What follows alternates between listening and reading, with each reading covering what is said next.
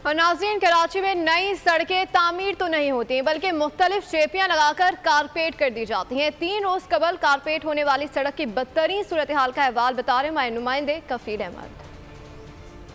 ये जो मनाजिर हैं जो मेरे अकब में आप देख रहे हैं, अगर आप ये कहें कि जिस तरह बारिश के बाद मुख्तलिफ बीमारियाँ फैल जाती हैं और ये जो सड़कें हैं ये अलील हो गई हैं, बीमार हो गई हैं और इनकी सर्जरी जो है वो की जाने की ज़रूरत तो है।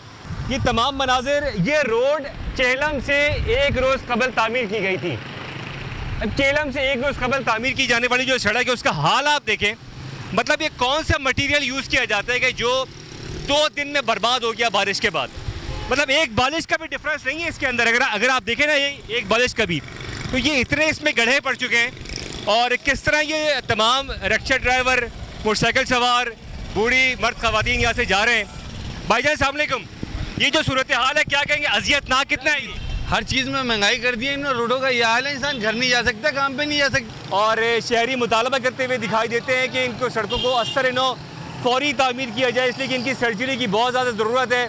जो इस वक्त शदीद सड़कें, जो इस वक्त अलील हैं सड़कें, और शहरी कहते हैं कि इनको फौरी तौर पर तामीर किया जाए ताकि जो अजियतनाक सफ़र है ये कुछ आसान हो सके। कफील अहमद आगाह कर रहे थे। सब्सक्राइब करें और बेल दबाएं ताकि कोई खबर रह न जाए।